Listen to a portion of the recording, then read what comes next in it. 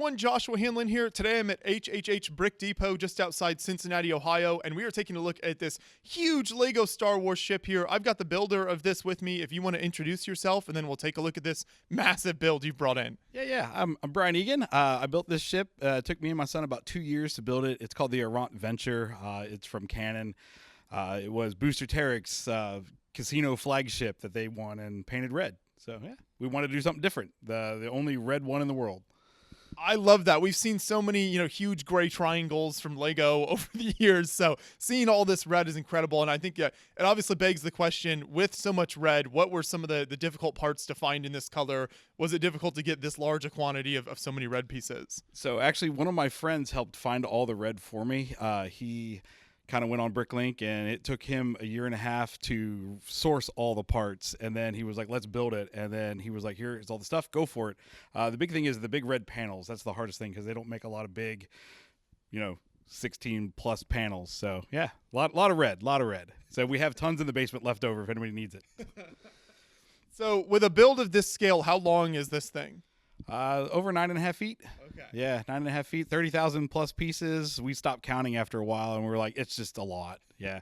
No interior, but it's got a huge superstructure in here, and it actually does come apart and travels.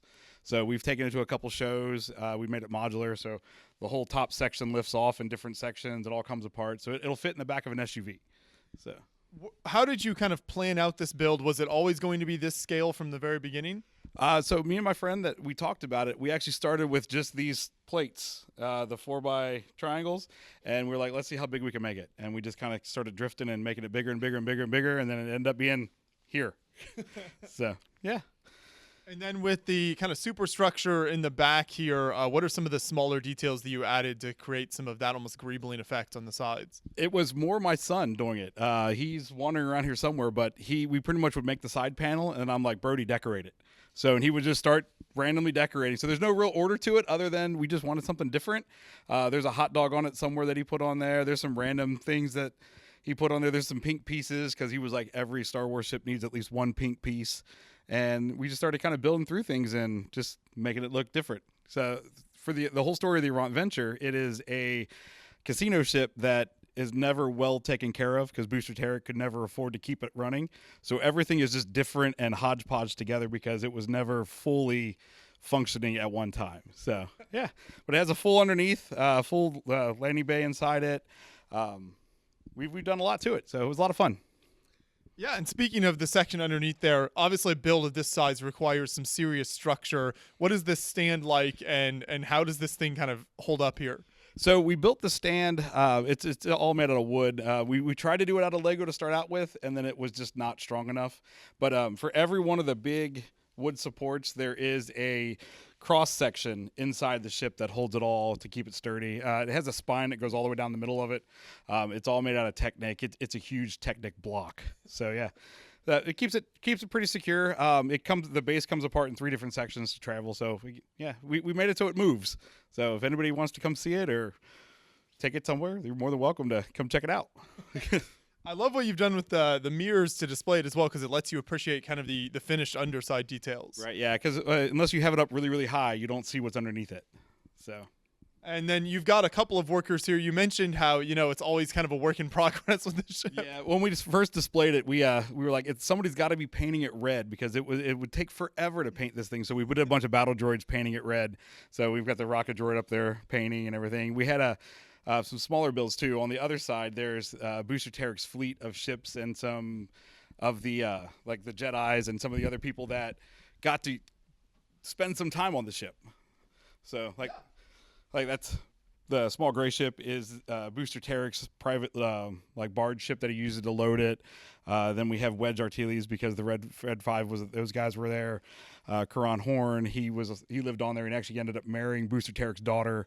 And then Lando definitely lost a lot of money on this ship gambling. So we built some small displays to go along with it.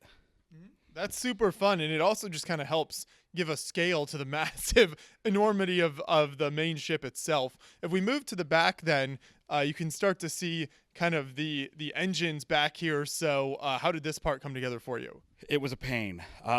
Holding up the back motors was a joy. There's a huge structure inside there that we have, but it's only the small motors are only held up with 4 pins.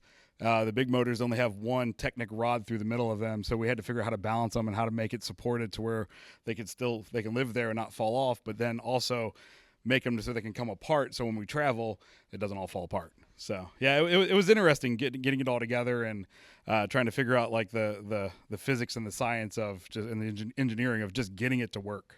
So. Yeah. And for people who want to see this ship in person, at this point it is on permanent display here at HHH Brick Depot, correct? Correct. Yeah, it'll live here until the store doesn't want to hear anymore. So yeah, because it's my wife told me I'm not allowed to bring it back to the basement, so it's going to live here.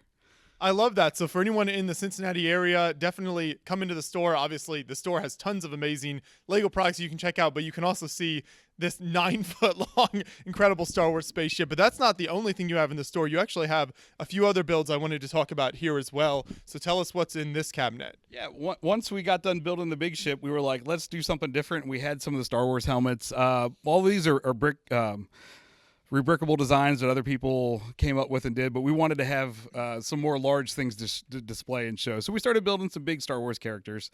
My son and I are really big into Star Wars, and we just like having a bunch of fun stuff around the house. So we brought them up here to help display because it's more fun to show it to people than just leave it in the basement. What are some of your favorite details on these different figures you've put together and kind of building at this unique scale? We loved putting Rex together because it was the whole armor, the whole outfit, everything looked so good together. And then Majestico was one of our favorite characters for the old castle, so making that hat was a whole lot of fun. So, yeah, and we 3D printed a glow-in-the-dark wand for him just because he had a glow-in-the-dark wand, so we had to at least make one. Absolutely. This is really incredible stuff. Do you ever take your work to any Lego conventions anywhere in the country, or can people find your work online? How does that work? So actually, I'm a teacher, so we don't really travel much with it. I'm a member of OKI Lug.